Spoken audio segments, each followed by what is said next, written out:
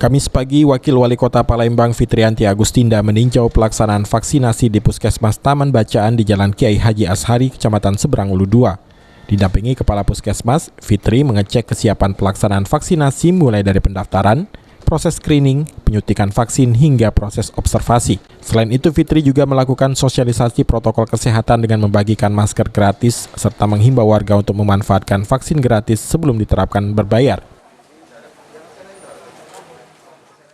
Ya, antusias warga cukup besar karena mereka tahu pelaksanaan vaksinasi Sinovac di setiap puskesmas dan juga tempat balai-balai kesehatan sudah terkondisi dengan baik, dan kita menjaga bahwa warga masyarakat yang datang itu relatif aman, dan masyarakat sudah tahu bahwa pelaksanaan Sinovac ini tentu untuk keamanan dan juga perlindungan bagi masyarakat sendiri, dan ini diberikan secara gratis. Kalau tahun-tahun depan kan kita tidak tahu bagaimana nanti pelaksanaannya. Jadi kami juga sudah menginformasikan kepada warga dari tingkat kecamatan, kelurahan, RT, RW untuk supaya menghimbau masyarakat untuk datang ke setiap balai-balai kesehatan yang sudah disiapkan oleh pemerintah Kota Palembang.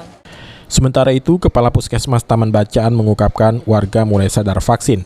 Warga mulai antusias mengikuti vaksin setiap harinya, sehingga untuk menghindari kerumunan, warga yang mendapatkan vaksinasi dengan mengambil nomor antrian secara online. Kalau apa khusus orang tua atau anak-anak? Oh, enggak, seluruhnya 18 ke atas. Jadi ada juga kita menarikkan 12 sampai 17. Jadi sasaran 12 sampai 17 dan 18 ke atas. Sampai saat ini Bu, antusias dari masyarakat sendiri? Waduh, mereka sangat antusias sekali sampai berjubel. Kadang-kadang sampai rame.